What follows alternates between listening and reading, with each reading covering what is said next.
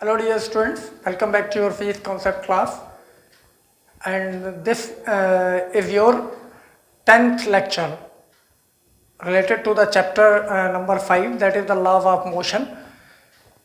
And today we are going to discuss the topic in sequence of your last class, that is the 9th lecture, in which we have discussed about the friction.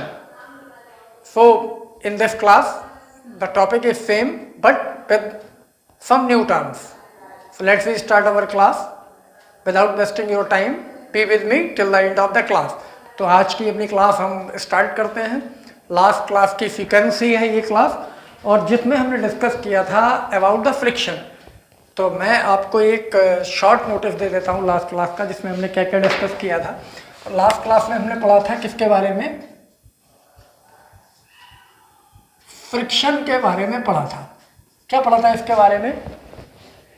It is a force which opposes the relative motion between the two surfaces in contact. जब दो surface contact में होते हैं और उनके बीच में relative motion होता है, तो इस मोशन को अपोज करने के लिए इन दोनों कॉन्टैक्ट वाले सरफेसेस के पैरेलल एक फोर्स वर्क करता है जो कि रिटार्डिंग और अपोजिंग होता है, और इस मोशन का अपोज करता है. इसको हमने फ्रिक्शन बोला था. तो ये क्या है? Opposing force. किसका अपोज करता है? लाइक एक सरफेस ये है और दूसरा सरफेस इसके कांटेक्ट में ये है. जब इनमें से किसी एक का मोशन जैसे ये इधर होता है अप्लाइड फोर्स के थ्रू, तो इसके अपोजिट डायरेक्शन में फ्रिक्शन वर्क करता है, जिसका फॉर्मूला होता है F equals to mu R, where R is the normal reaction of the other surface and mu is the coefficient of friction. ये हम डिस्कस कर चुके थे. इसके टाइप्स के बारे में हमने डिस्कस किया था. तो टाइप था सबसे पहले static friction. So during the rest, when the two objects are in contact and both are in the rest, then the friction acting between the surfaces in contact is called static. मतलब जब दोनों contact वाले object rest में होते हैं तो उनके बीच जो अपोजिंग फोर्स वर्क करता है, रिटार्डिंग फोर्स वर्क करता है, मैंने बताया था due to the interaction of molecules between the two surfaces, वो क्या होता है? स्टैटिक होता है. और इसी का एक स्पेशल केस था मैक्सिमम स्टैटिक फ्रिक्शन. जब ये मैक्सिमम स्टैटिक फ्रिक्शन होता है तो इसको हम बोल देते हैं limiting friction. Means static friction की जो मैक्सिमम वैल्यू पे जब ये पहुंच जाता है तो इसको एक हम नया नाम दे देते हैं, और नया नाम क्या था? Static friction. अब इसी की जो सेकेंड कैटेगरी थी फ्रिक्शन की, वो था काइनेटिक. नेम से ही क्लियर है. ये कब होता है? During the motion. जब एक सरफेस दूसरे सरफेस के ऊपर मूव कर रहा होता है, the friction acting between the two surfaces in contact during the motion is called kinetic friction. ये भी लास्ट क्लास में हमने डिस्कस किया था. तो जब मोशन हो रहा हो तब फ्रिक्शन को हम क्या नेम दिया है? हमने काइनेटिक. और इसमें फिर दो कैटेगरीज थी. कौन कौन सी दो कैटेगरीज थी? सबसे पहले स्लाइडिंग फ्रिक्शन की हमने बात की थी, और दूसरी कैटेगरी जो थी वो थी रोलिंग फ्रिक्शन. मीन्स अगर कोई ऑब्जेक्ट किसी दूसरे ऑब्जेक्ट के ऊपर स्लाइड करता है तो मोशन तो तब भी हो रहा है, तो उस सिचुएशन में काइनेटिक को हम नेम देते हैं स्लाइडिंग फ्रिक्शन. और जब कोई ऑब्जेक्ट किसी दूसरे सरफेस के ऊपर like a roller, cricket ball, football किसी सरफेस के ऊपर रोल करती है लाइक ए ग्राउंड के ऊपर, तो जो फ्रिक्शन वर्क करता है होता तो बेसिकली काइनेटिक है, बट उसका एक स्पेशल नेम के बन गया है.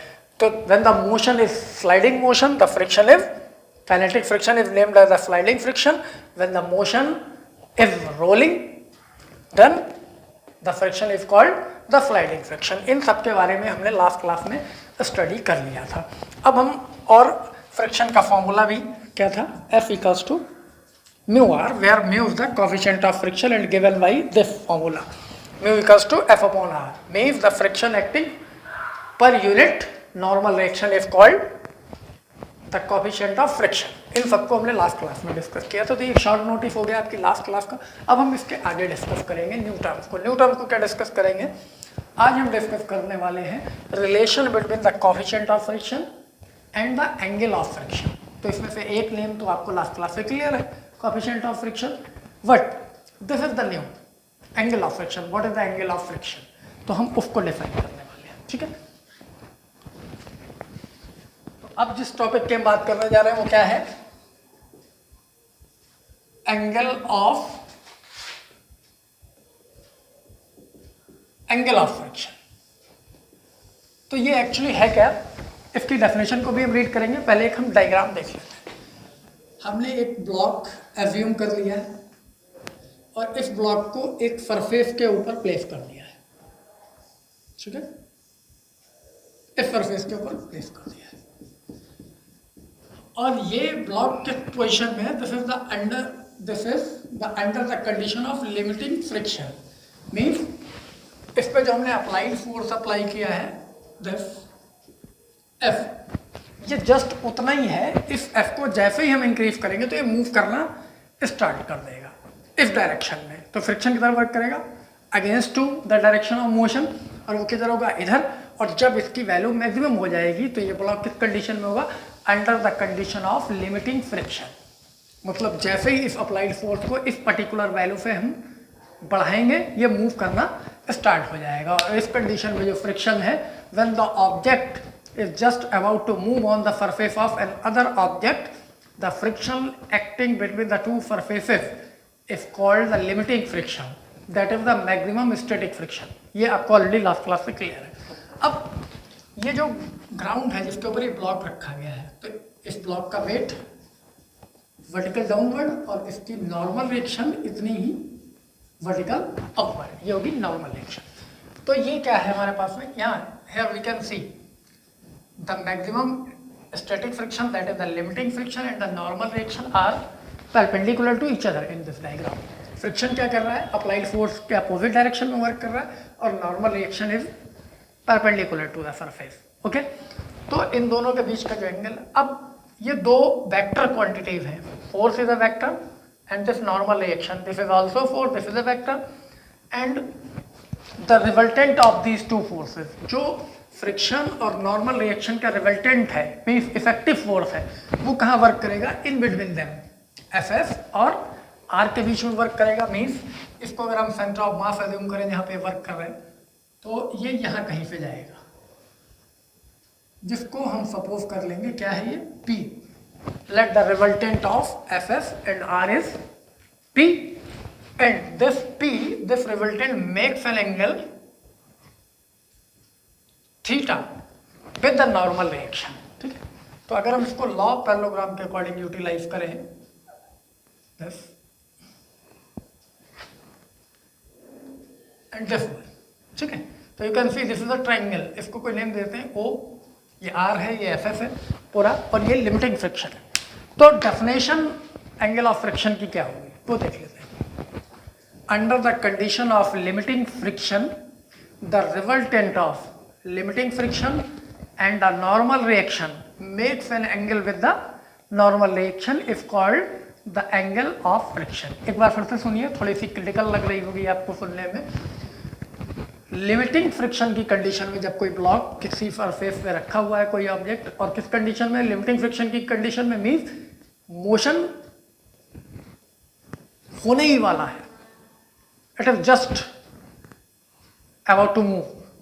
उस सिचुएशन में फ्रिक्शन क्या है? लिमिटिंग, और नॉर्मल रिएक्शन आर होती है। ऑलवेज आपको पता है इन दोनों का जो रिजल्टेंट है उसको अगर हमने P सपोज कर रखा है, तो ये रिजल्टेंट जो नॉर्मल रिएक्शन के साथ एंगल बना रहा है वही एंगल ऑफ फ्रिक्शन होगा।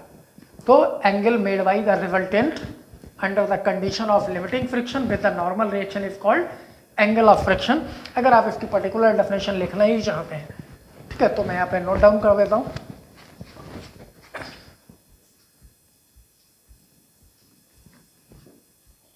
The angle made by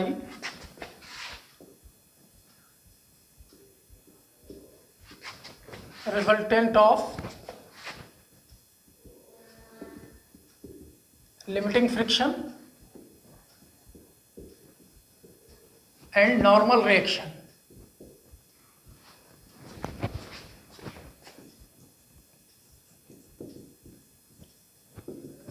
with the normal reaction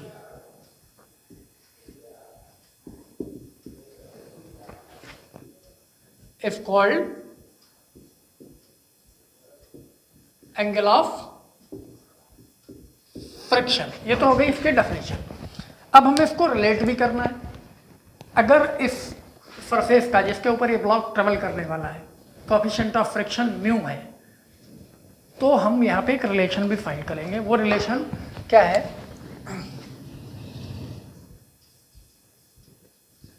relation between angle of friction and coefficient of friction.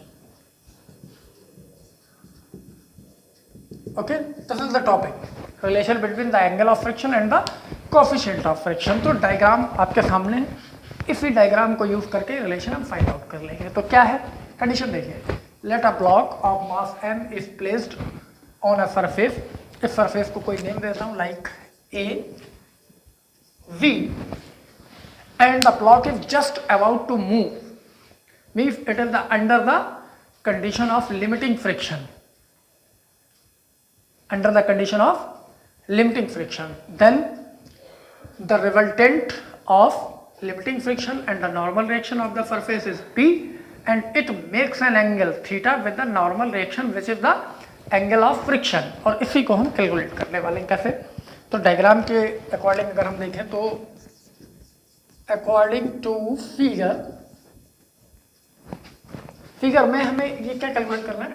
Theta calculate करना चाहे, means tangent of this theta, tan theta. So you can C in this triangle. अगर हम यहाँ पे इसको particular name दें like O R, और इसको भी कोई पॉइंट ले लें लाइक ये ओ है, इस पॉइंट को हम नेम देते हैं सी और इस पॉइंट को नेम देते हैं D.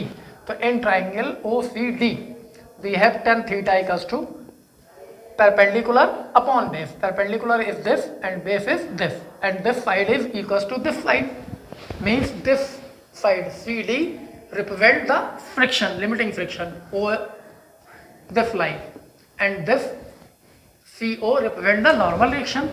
So it is tan theta equals to CD upon OC. The value of CD is equals to FF under the condition of limiting friction, which is the static, and OC is equals to R.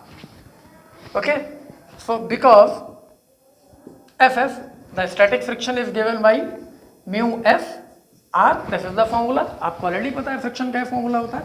So we can put here tan theta equals to mu F replaced by mu F R divided by R. R is cancel out. This is mu f. So we have the relation mu f equals to tan theta. So we have got a result here. Result क्या है? The coefficient of static friction under the limiting friction, okay, is equals to the tangent of the angle of friction. So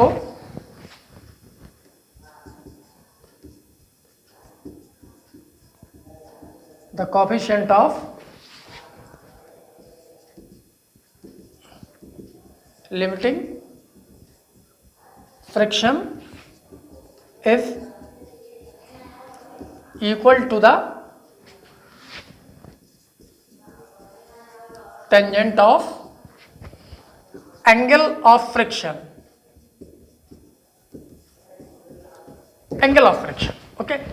तो ये हमारा conclusion है इस relation का। तो हमने क्या ड्राइव किया? Relation between the friction, coefficient of friction and the angle of friction, that is mu F equals to tan theta. Then the coefficient of friction is numerically equal to the tangent of the angle of friction, और वही conclusion मैंने यहाँ पे note down कर दिया था। Coefficient of limiting friction is equals to the tangent of the angle of friction.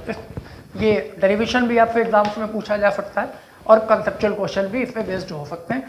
So if you want you can note down this relation and definition of angle of friction by watching the screen, okay. सो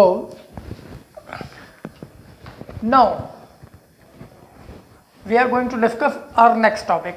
हमारा अगला next topic क्या है? इसी term से related वो हमारा next topic है angle of repose. ठीक है, तो मैं यहाँ पे नोटिस करता हूँ एंगल ऑफ रिपोज ये क्या होता है।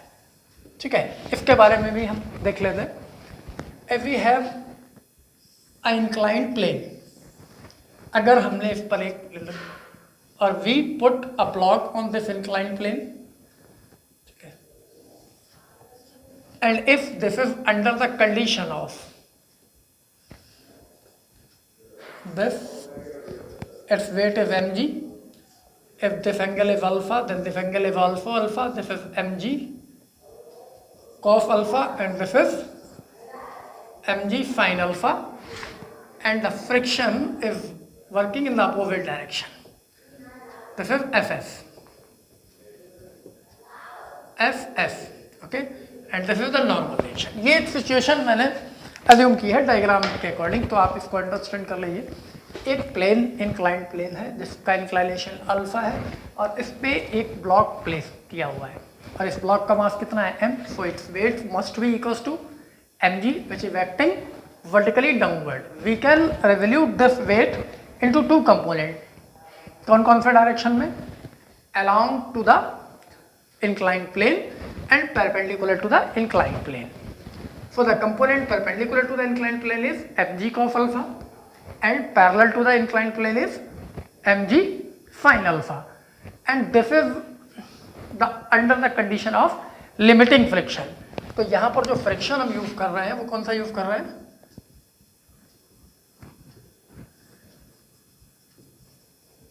लिमिटिंग फ्रिक्शन की कंडीशन है, means the block is just about to move on this inclined plane. तो इस सिचुएशन में ये जो एंगल है इंक्लाइनेशन प्लेन का जो इंक्लाइनेशन है उसको हम क्या बोलेंगे? Angle of repose. Means when an object is placed on an inclined plane and this is under the condition of limiting friction, the angle of inclination of that plane in this condition is called the angle of repose. सीधी सी भाषा में जब किसी incline plane का inclination इतना हो कि उस पर रखा हुआ कोई ऑब्जेक्ट, रखा गया कोई ऑब्जेक्ट इस पोजीशन में हो कि वो बस जस्ट मूव ही करने वाला हो, मीन्स लिमिटिंग फ्रिक्शन की कंडीशन में हो। ठीक है, तो उस इंक्लाइनेशन को हम क्या बोलेंगे? Angle of repose. तो मैं डिफाइन कर देता हूँ,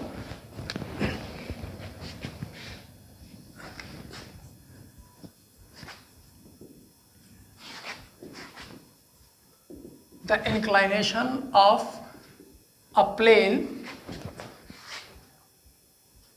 on which a body is just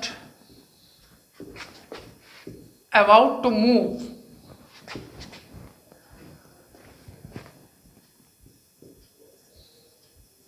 is called angle of repose. ठीक है, इसको हम एंगल ऑफ रिपोज बोलेंगे। तो in this particular diagram the alpha is angle of repose. समझ गए ना आप? अगर हमने कोई प्लेन ले रखा है इंक्लाइंड प्लेन और उस पर हमने अगर कोई बॉडी रख दी है और उसको इस तरीके से इंक्लाइनेशन एडजस्ट करते हैं कि वो जो बॉडी है under the condition of limiting friction आ जाए, मीन्स उस पर जो बॉडी रखी गई है वो जस्ट मूव करने की पोजीशन पे हो। मीन्स अगर हम उस पर जरा सा भी फोर्स अप्लाई कर दें तो बॉडी मूव करना स्टार्ट कर देगी। तो इस सिचुएशन को हम जानते हैं क्या बोलते हैं? The body is under the condition of limiting friction. तो उस सिचुएशन में जो भी इस प्लेन का इंक्लिनेशन है, एंगल है, इट में भी 30 डिग्री, 40 डिग्री, 45 डिग्री, तो उसको हम एंगल ऑफ रिपोज बोलेंगे।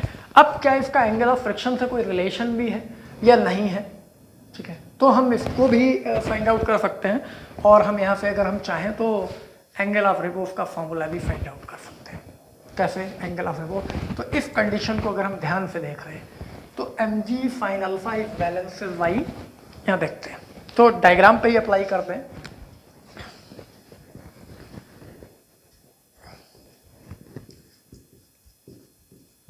According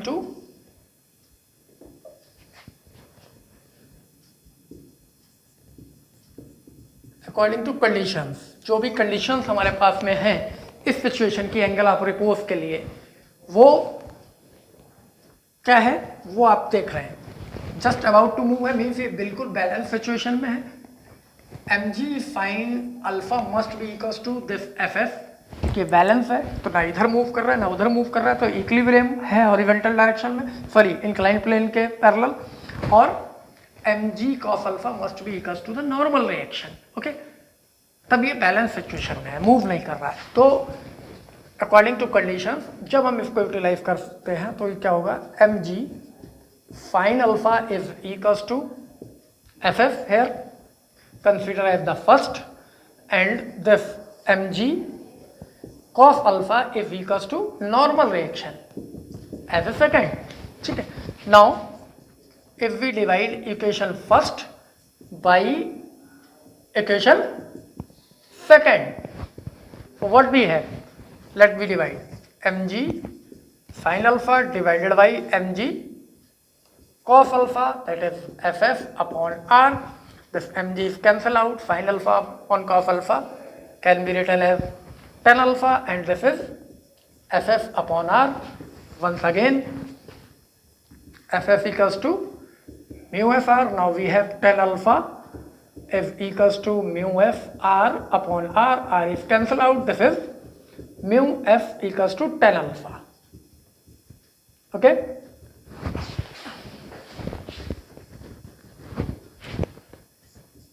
mu f equals to tan alpha. So here the coefficient of static friction, that is the maximum static friction, is equals to the tangent of the angle of repose. So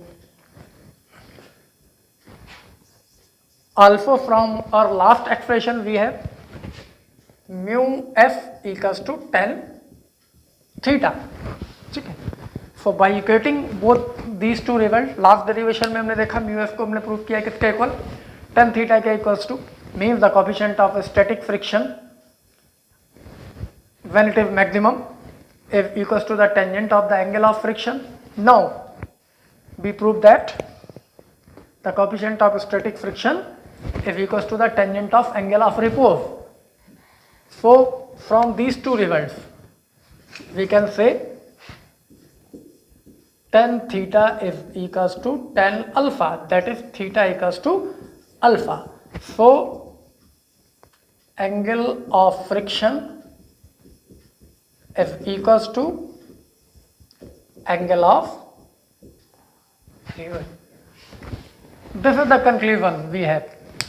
तो हमने दो angles को यहाँ study किया इस particular class में, एक angle of friction, दूसरा एंगल ऑफ रिपोज, और दोनों के लिए हमने रिलेशन फाइंड आउट किए किसके साथ में, from the coefficient of friction, और इन दोनों रिलेशन से हमें कंक्लूजन क्या मिला, normally the angle of friction is just equal to the angle of repose. This is the conclusion of our today's topic, angle of repose and angle of friction.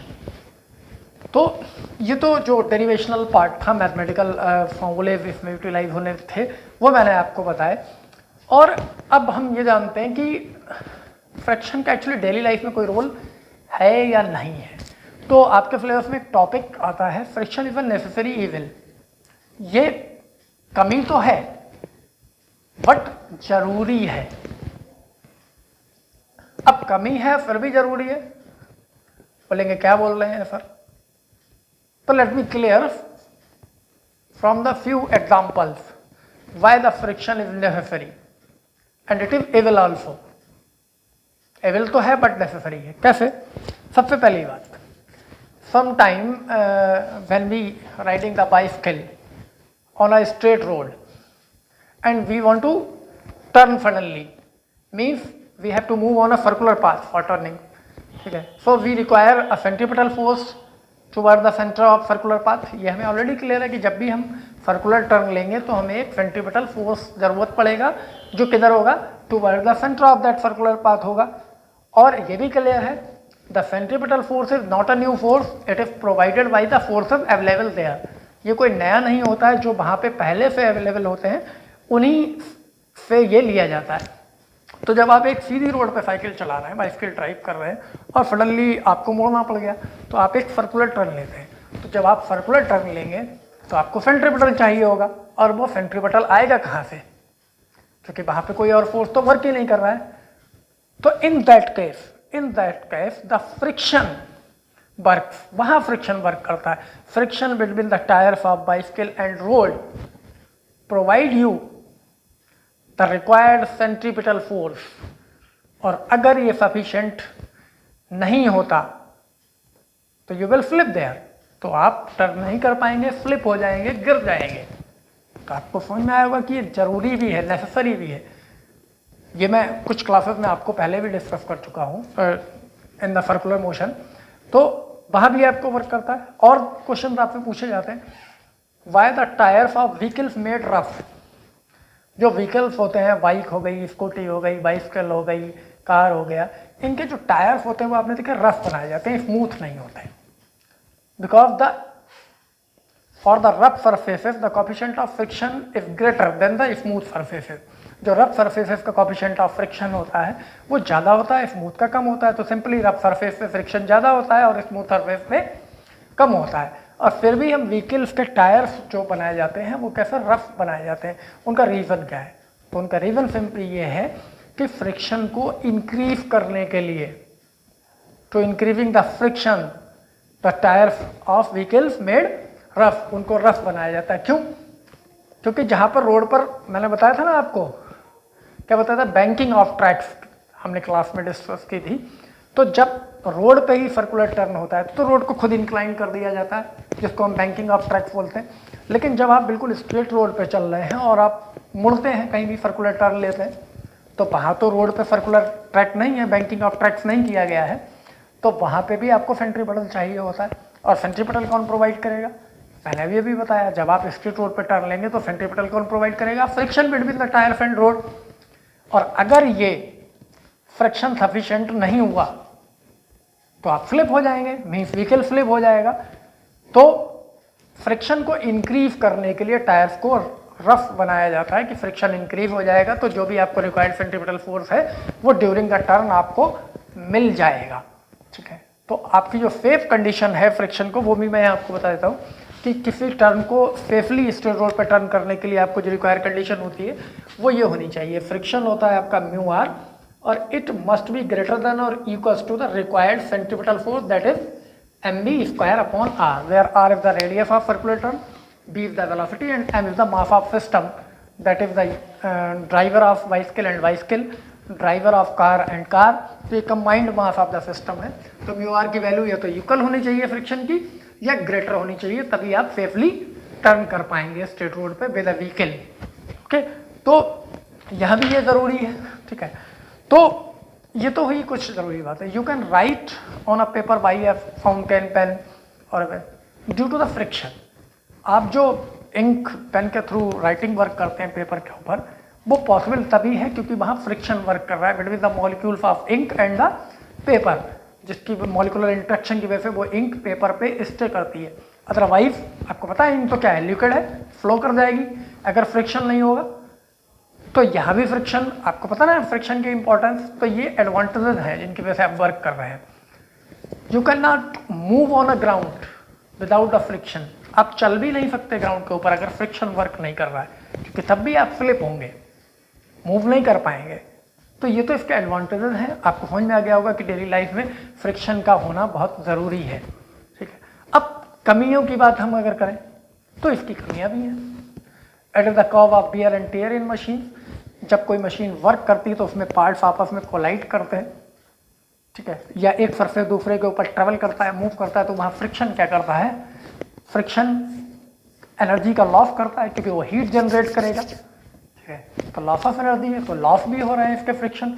जो टूट फूट होती है मशीनरी में उसका रीज़न भी sometime friction ही होता है, the cause of wear and tear, जैसे मैंने भी आपको बताया। तो ये सारी इसकी कमियाँ हैं और हम फ्रिक्शन को नीड के अकॉर्डिंग रिड्यूस भी कर सकते हैं। We can minimise the friction अलग अलग।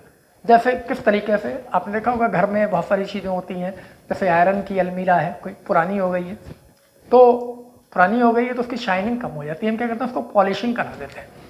तो पॉलिश करने से क्या होता है, बेसिकली वो जो इरेगुलरिटी एंड प्रोजेक्शन डेवलप हुए हैं उसमें, उन जगहों पर पॉलिश का मटेरियल फिल हो जाता है और सरफेस रफ से स्मूथ हो जाता है और फिर वो लाइट को ज़्यादा रिफ्लेक्ट करने लगता है और हमें शाइनी लगता है। तो बेसिकली हमने क्या किया, फ्रिक्शन को रिड्यूस किया है वहाँ पे और वो स्मूथ हो गया, रफ से स्मूथ हो गया, एक रीज़न। दूसरा रीज़न, स्लाइडिंग को रोलिंग में कन्वर्ट कर दें, क्योंकि मैंने बताया आपको स्लाइडिंग फ्रिक्शन, काइनेटिक फ्रिक्शन है जिसके दो कैटेगरीज हैं, स्लाइडिंग और रोलिंग। तो जब हम ऑब्जेक्ट को स्लाइड करते हैं तो फ्रिक्शन ज़्यादा होता है, जब रोल कराते हैं तो फ्रिक्शन रिड्यूस हो जाता है। तो we can convert sliding into the rolling to minimise the friction. इस प्रोसेस को यूज़ करने के लिए हम रोटेटरी सिस्टम में बॉल बेयरिंग्स यूज़ करते हैं और उनमें कोई लिक्विड, कोई ऑयल जैसे grease, by lubricant we can minimise the friction. तो ये सारे चीज़ें जिनसे हम फ्रिक्शन को मिनिमाइज कर सकते हैं, लुब्रिकेशन करके मिनिमाइज कर सकते हैं, पॉलिश करके मिनिमाइज कर सकते हैं, बॉल बेयरिंग का यूज़ करके मिनिमाइज कर सकते हैं। ये सारी चीज़ें हैं जिनकी वजह से हम, और for detail you can check the description of this video. तो आपको इस डिस्क्रिप्शन में कुछ एग्जाम्पल्स मिल जाएंगे जिनके थ्रू आप प्रॉपरली रीड कर पाएंगे how we minimise the friction and why the friction is necessary evil. Okay, वैसे तो मैंने ओरली आपको बता ही दिया है, बट आप राइटिंग वर्क भी करना चाहते हैं तो वहाँ से आप नोट डाउन कर सकते हैं। So that's all for today class and I hope you understood and good bye now.